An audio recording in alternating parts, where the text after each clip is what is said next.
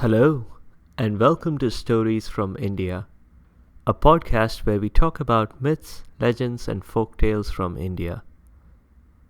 Now, as you probably know, India is a very diverse country. There are dozens of distinct cultures, each with their own brand of mythology and in their own language. I'm your host, Narad Muni, and I'm a mythological character myself. I personally appear in many of these stories, and I play an important role in some of them. I was given the gift of eternal life and knowledge of the past, the present, and the future. And I also always speak the truth. I'm a traveling musician and a storyteller by profession, so the way I'm doing my job is by podcast. During each episode, we'll be talking about a story from Indian mythology, followed by a Character of the Week segment. We'll cover two stories this week. Both involve rabbits. The first story shows how rabbits are smarter than lions, and the second story does exactly the opposite. The character this week is Durga, a warrior goddess who rides around on a tiger. She is sort of a mashup of the bride from the Kill Bill movies and Wolverine from the X-Men, but way more powerful, especially if you're an evil buffalo-headed demon. And yes, the last part is exactly what it sounds like. So let's jump in. Our first story is set in a jungle, which had a huge and powerful lion. The lion loved to kill and eat for pleasure. Mostly kill for pleasure, because that's what lions do. In folktales. In actual fact, lionesses are way better at hunting and killing than lions, but most mythology assumes the lions do all the work. The animals in the jungle all got together after being absolutely certain that the lion wasn't around. The elephant trumpeted to call the meeting to order and brought up the first and only item on the agenda. "So," he said, "let's address the elephant in the room." "Hello, elephant," said everyone. "That's not what I meant," replied the elephant. "The fact is, we are all in danger. The lion can easily kill us all mercilessly and maybe not even have the decency to eat us afterwards." "Maybe if we all sprinkled on some garnish," said a thoughtful but silly old monkey. "That's not the point. Every day we step out, we can't even be sure we'll return home safely," said the elephant. "Why don't we take out the lion?" asked a wild boar. "You are bigger and more powerful than him," he said to the elephant. "I am bigger," admitted the elephant, "but it won't work. I'm an Asian elephant. I just don't have the programming for aggression." No one had any other ideas, it seemed. All the animals just stared around at each other. Until finally, a deer spoke up. "We could suggest an agreement instead. We could deliver food to the lion every day. And by food, I mean us. We could volunteer to send one of us every day. Then we can be in charge of something, even if it's just to decide how many of us are killed. And maybe we can charge him some sort of a subscription fee too." "If he kills for pleasure, will he be happy with that?" asked the elephant. "It's worth a try," said the snake. "I heard him complaining the other day about all the chasing and running around." "All right, it's a good idea," said the elephant. "Oh, it's not mine," said the deer. "I got the idea from last week's Stories from India podcast, when some villagers came to a similar agreement with Bakasur. I verified it with my financial advisor, who suggested that in these volatile times, it is better to convert your floating rate losses into a fixed rate one." "Interesting," said the elephant. "It may prompt some listeners to hear last week's episode, but it doesn't add any value to us here, so let's just move on." Turning to all the animals, he asked, "All in favor?" "Aye," said all the animals, but half-heartedly. This isn't quite what they were hoping for, but it was a small improvement. The eagle was chosen to give the message to the lion, since he could quickly fly out of reach of the lion's paws if necessary. The lion heard the proposal. "You're basically telling me I'm going to get my 4 square meals a day delivered to my doorstep every single day?" Said the eagle. "Not 4 square meals, 1 meal. That's all lions eat anyway. You'll not go hungry. We may send a different kind of animal every day, but rest assured, we'll make sure your catered meal is filling. You have to promise us not to kill anyone else, though."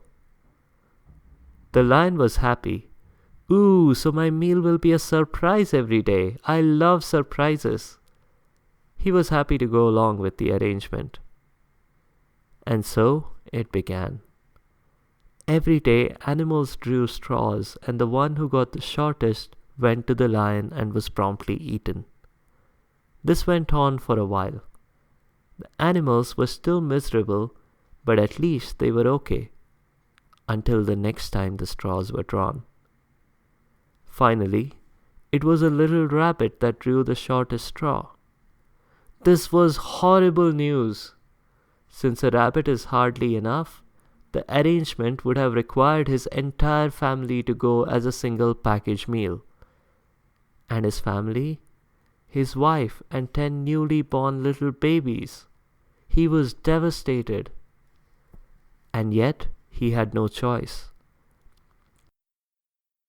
Other animals had sacrificed themselves and their families to the lion, and it would not be fair for him to hold out now. He needed to gather his family and head to the lion's den soon. It was almost time, and the lion would soon be hungry. But then, he decided, his babies and his wife must be protected. He would find a way. He said goodbye to his wife casually, without really revealing that he had drawn the short straw that day. As he made his way slowly to the lion's den, he glanced around everywhere looking for inspiration. And then he found it, right in the middle of the forest. A well. Because a perfectly normal placement for a well is miles and miles away from the nearest human settlement. The rabbit peeked in and saw his own reflection in the water. "Eureka!" he said. "I've got it!" The lion was getting hungrier, but the rabbit did stop and celebrate, and that was part of his plan. He took the long way around to the lion's cave. He was deliberately late, but not late enough that the lion wouldn't just go around and start killing everyone in sight. He finally reached the lion's den. The lion was very, very hungry, and he was raging. He asked the rabbit, "You? Is that all they sent after keeping me hungry for so long? This is a violation of our agreement. I'm going to eat you up, then kill everyone in the forest." Obviously, the lion wasn't thinking long term. If he killed everyone, he'd have no one left to eat the next day. But that was just him being thoughtless in his anger. The rabbit, though completely frightened of the lion, managed to say in a very meek voice, "Please, sir, I'll explain. We animals had chosen a dozen of the plumpest rabbits for your dinner. We were hopping along on our way here, and we would have reached much earlier, but then we ran into the other lion." "Wait, what?" asked the lion. "There is no other lion. This is my forest." "That's exactly what he said," continued the rabbit. "He caught all of us. We begged and pleaded with him to let us go, as we were promised to you. He didn't listen. At least when he was eating the other 11 rabbits one by one. Finally, and maybe because he had had enough rabbit for one night, he let me go. He ordered me to come to you, as a message of sorts." The lion, who was already in a foul mood thanks to his hunger, now roared with outrage. Who was this upstart who dared to enter his forest and intercept his meal service? He commanded the rabbit to take him to the other lion right away. And the rabbit took the lion to the other lion's castle, as he called it, which was actually just the well. He approached slowly and said, "Look in the castle, you'll see the lion." The lion did, and was surprised to see a mean and scary lion looking back at him. Obviously, he had never seen his own reflection before. The lion roared, but the other lion roared right back. He could see the other lion roar, and the well echoed the roar. Very annoyed and angry, the lion pounced on this newcomer, only to discover water, and that the well was deep, so there was no way he could get out. He screamed and roared all he could, but there was no way out. He drowned. The news spread quickly, and everyone was delighted to be rid of the lion. They hailed the rabbit as their hero and lived happily ever after. Our second story is also set in a forest and also involves a lion and a rabbit. The rabbit, having had a big lunch, decided to take a nap under the oak tree. Because wouldn't that be a perfectly normal thing for rabbits to do in a forest surrounded by predators of all kinds? He was sleeping soundly when suddenly something hit him on the head. Instead of bothering to look around, he came to the only reasonable conclusion possible. Surely, the sky was breaking and pieces were falling on him. Oh no! He ran as fast as he could. Just a panic reaction, given he couldn't really do anything else. He did one other thing though. He shouted to everyone around him, "The sky is falling!" The first few that saw the rabbit had the exact reaction he did. They themselves panicked and ran and spread the message. Soon, deers, rabbits, foxes, jackals, all kinds of birds, even the elephants were running in all directions. And then they heard a loud roar. It was the lion, their king, who had just been disturbed out of his siesta. "What's the matter?" he said. All animals spoke at once. "The sky is falling. We are all going to be crushed. Oh, what do we do?" Lions aren't good at science as a rule. Remember the last story? But even this lion knew how wrong that sounded. "How do you know it's falling?" he asked. When everyone started shouting all at once, he roared again until there was silence. "You, elephant," he said.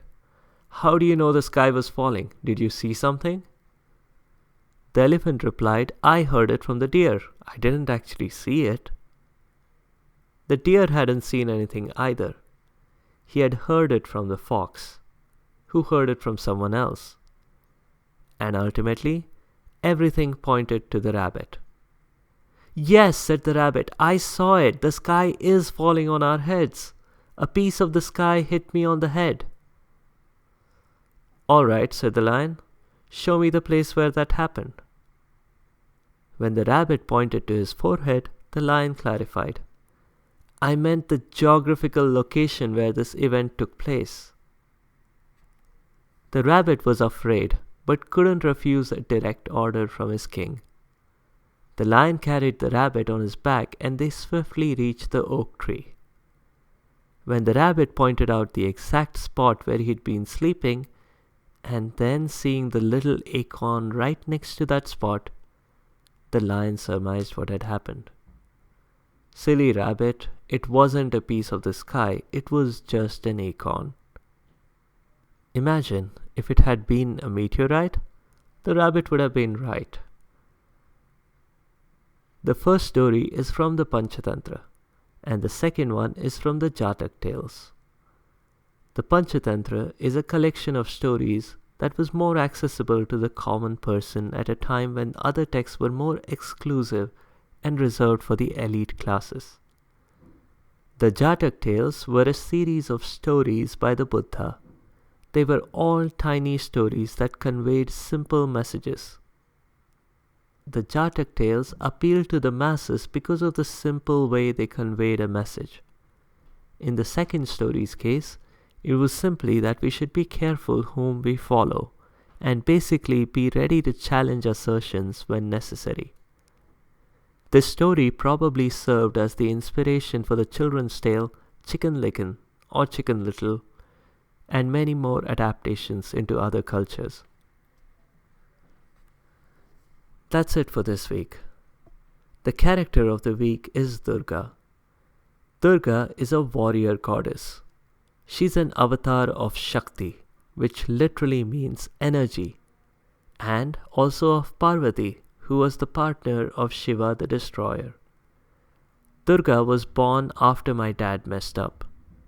Yep, if you haven't heard the earlier episodes, Brahma the creator is my dad. And he's also particularly easy to please. Worship him and he gives people whatever they want. So when the buffalo-headed demon king called Mahishasur prayed to Brahma to make him immortal, Brahma immediately obliged. There is almost always a loophole. There was one this time as well. Mahishasur asked that no man or god should be able to defeat him. Yep, man. He didn't say person, and he didn't exclude goddesses. When the gods failed to stop Mahishasura's reign of terror, they couldn't. So they got together and created Durga, a warrior goddess. She had either 8 or 10 hands with a different weapon in each, and she was sitting on either a tiger or a lion. She was happy to help. She promptly defeated Mahishasura. There's a festival in her honor called the Durga Puja, which literally means worshipping Durga. Next week, we'll cover the first of the Bikram and Betal stories. You'll find out how a Betal, which is a kind of a vampire-like creature, can give you life lessons using brain teasers. And you'll learn why it's better to eat fruit as soon as you receive it and not pile it away somewhere. The character next week is a real historical king, not a mythological one. This king stood up to one of the greatest conquerors of all time, and that one act of defiance earned him everyone's respect, including the conquerors.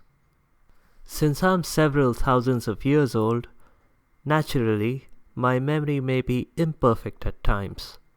So if you see any errors in my podcast, please point them out to me. If you have any questions, comments, or suggestions, please leave a comment or a review on the site. It's sfipodcast.com. The site is also linked in the show notes, and the Twitter handle is @sfipodcast. The music is from purpleplanet.com. That's purple-planet.com. I'd like to thank my family and friends. There are far too many to call out individually. Everyone has shown incredible support for this podcast, and I'm very grateful for that. I'd also like to thank all of you listeners for all the feedback I've been getting. It really helps improve the show. Thank you very much for that. See you next week.